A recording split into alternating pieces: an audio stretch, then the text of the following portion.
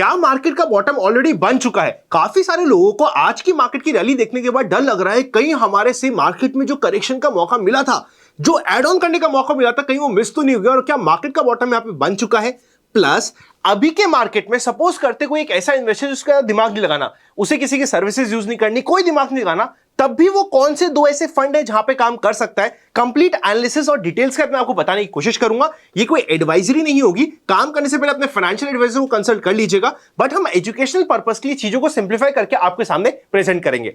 आज के रन का फंडा के एपिसोड में सबसे पहले हम डिस्कस करते हैं कि क्या ये जो अभी रिसेंटली मार्केट का करेक्शन चल रहा था पिछले 5 महीनों से, बैक टू बैक पहली बार हुआ था 1996 के बाद कि 5 महीने मार्केट टूटता रहे, टॉप से निफ्टी ऑलरेडी 17% डाउन हो चुका है, क्या इसका ये बॉटम बन चुका है?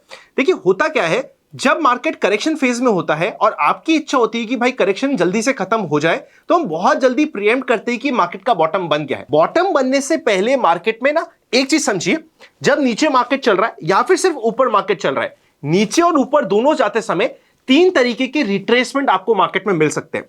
पहला, जब होगा 2.5 दिन का रिट्रेसमेंट, मतलब मार्केट टूटता जा रहा है, 2.5 दिन का बाउंस बैक और फिर खत्म हो गया।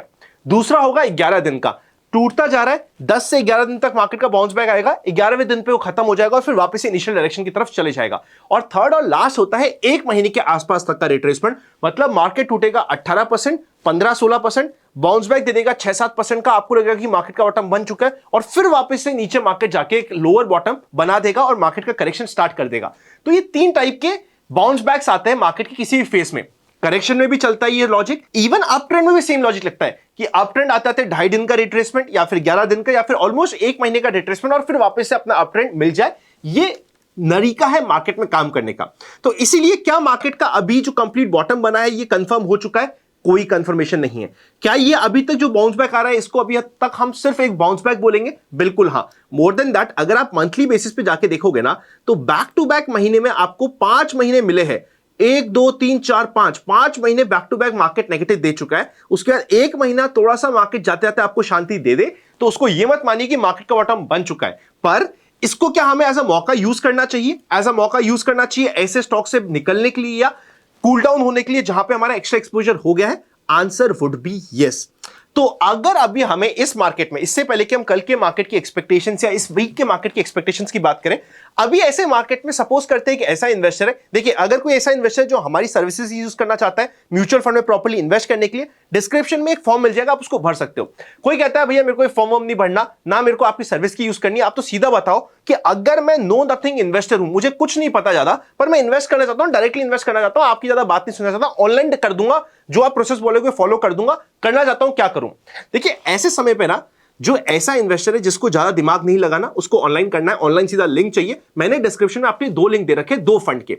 सबसे पहला फंड जो मुझे आज के दिन समझ आता है ना, उसका नाम है इंडेक्स फंड की बात करूंगा मैं, क्योंकि नो नथिंग इन्वेस्टर के लिए हमेशा इंडेक्स फंड बेटर होता है। इंडेक्स में भी 2 कैटेगरी होती है, एक होता है नॉर्मल इंडेक्स फंड, दूसरा होता है smart beta index fund. Smart beta index fund correction के फेज में बहुत गंदा परफॉर्म करते हैं, एक्टिव म्यूचुअल फंड से भी गंदा परफॉर्म करते हैं, तो स्मार्ट बीटा म्यूचुअल फंड्स को आप नहीं लोगे। अब ये नहीं पता आपको क्या होता है तो मुझे कमेंट कर दीजिएगा। यस, आप चाहते हो कि मैं इसके ऊपर डिटेल वीडियो बनाऊं तो डिटेल वीडियो भी बना देंगे, वरना आप छोड़ दो, इसको नहीं लेना है, ये आप समझ लीजिए। अब लेना क्या है? बिल्कुल simple, simplified products. Simplified products में भी क्या हमें सिर्फ टॉप 50 कंपनीज की बात करनी है, 20 की बात करनी है, 100 की बात करनी है, फिर निफ्टी 500 की बात करनी है? अगर आप एकदम बिगिन कर रहे हो तो निफ्टी 500 पे मत जाना। निफ्टी 500 पे क्यों नहीं जाना? क्योंकि निफ्टी 500 में इंडिया की टोटल मार्केट कैपिटलाइजेशन का 95% के आसपास कंपनीज में आप इन्वेस्ट कर दोगे, मतलब स्मॉल कैप और मिड कैप में भी आपने अच्छा खासा इन्वेस्ट कर दिया है। अभी जैसा मार्केट चल रहा है, अभी बाउंस बैक में तो small cap mid cap bounce back कर रहे हैं, पर अगर नेक्स्ट राउंड ऑफ सेलिंग आई तो वहां पे पेन आ सकता है और वैल्यूएशन वहां पे अभी भी कंफर्ट में नहीं आया, इसीलिए इसे हमें अवॉइड करना है। अभी यूज करने के लिए सबसे पहला ऑप्शन आता है निफ्टी का टॉप 20 स्टॉक्स का इक्वल वेटेड इंडेक्स फंड। अभी फॉर एग्जांपल मैंने यहां पे चूज कर लिया है एचडीएफसी का, क्योंकि एचडीएफसी के पास ये अच्छा ऑप्शन था टॉप 20 इंडेक्स फंड के लिए, जिसका लिंक आपको डिस्क्रिप्शन में मिल जाएगा। डिस्क्रिप्शन में जैसे आप लिंक पे क्लिक करोगे, अगर आप खुद इन्वेस्ट करना चाहते हो तो ऑब्वियसली आपको पैन कार्ड, अपनी सारी डिटेल्स, ऑलरेडी केवाईसी हो रखी होगी तो बहुत जल्दी प्रोसेस हो जाएगा। केवाईसी नहीं हो रखी होगी तो आपको पूरी केवाईसी भी करनी पड़ेगी, पहली बार इन्वेस्टर हो तो उस चीज का आप ध्यान रख लीजिएगा, पर लिंक आपको मिल जाएगा। केवाईसी हो रखी है तब तो आपके लिए एकदम 2 मिनट का 5 मिनट का काम हो जाएगा। अब जो मैंने पहले फंड की बात करी, इसमें होता क्या है, ये कोई एडवाइस नहीं है, बस मैं आपको समझा रहा हूं। अगर कोई नो नथिंग इन्वेस्टर स्टडी करना चाहता है तो कहां स्टडी करे? इंडिया की टॉप 20 कंपनीज मार्केट कैपिटलाइजेशन के अकॉर्डिंग, ऐसी लार्ज कैप कंपनीज जो इंडिया के रहते हुए अगले 5 से 10 साल रहेगी और परफॉर्म करेगी, इसकी प्रोबेबिलिटी बहुत ज्यादा है। मोर देन दैट, जब मार्केट फॉल होता है और बाउंस बैक करता है ना, जो पहला राउंड ऑफ बाउंस बैक आता है वो हमेशा लार्ज कैप में आता है इंडिया में, ऐसा हमने पास में देखा है। इसीलिए टॉप 20 कंपनी में आपने इन्वेस्ट कर दिया।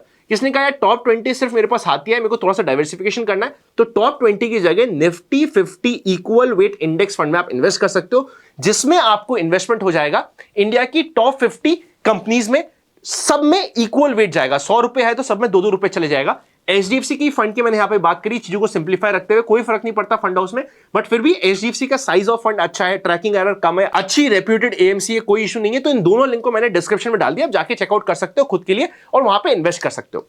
दोनों में डिफरेंस क्या है? पहले में सिर्फ इंडिया की टॉप 20 में इन्वेस्टमेंट होगा इक्वल वेट में, 100 रुपए है तो सब में 5-5 रुपए। दूसरे में इंडिया की टॉप 50 में इन्वेस्ट होगा, अगर 100 रुपए है तो सब में 2-2 रुपया बराबर इन्वेस्ट हो गया। ये सिंपल से दो ऑप्शन होते हैं जिसको आप स्टडी कर सकते हो खुद। ये इंडेक्स फंड है, इसमें आपको नो नथिंग इन्वेस्टर के लिए बेस्ट तरीका होता है स्टार्ट करने के लिए, जिसको किसी की मदद भी लेनी है और स्टार्ट भी करना है और अभी के फॉलिंग मार्केट को यूज भी करना है। तो ऐसे फंड्स में एसआईपी करना या रेगुलर बेसिस पे 5-5 हजार रुपए 10-10 हजार रुपए का रेगुलरली टॉपअप करना जब भी मार्केट में करेक्शन आए, या मेरे को अभी भी लगता नहीं कि मार्केट बॉटम से बहुत ज्यादा चढ़ चुका है तो अभी भी किसी को अपनी जर्नी स्टार्ट करनी है तो कहीं ना कहीं तो आपको स्टार्ट करनी पड़ेगी। पहला इन्वेस्टमेंट करके आप स्टार्ट कर सकते हो, फिर धीरे धीरे अपनी जर्नी ले सकते हो। मैंने आपको सिर्फ सिखाने के लिए कि किस तरीके से index investing know nothing investor की होती है ये एग्जांपल्स दिए हैं।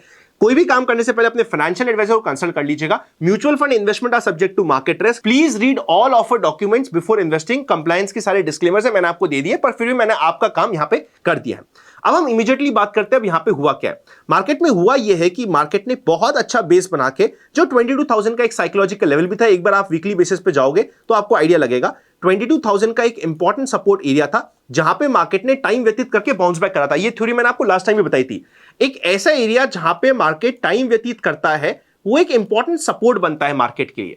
लास्ट टाइम का अगर वीडियो आपको याद होगा तो आपको पता होगा 22,000 एग्जैक्ट लेवल हमने मार्क किया था कि यार यहां पे मार्केट ने टाइम व्यतीत किया है।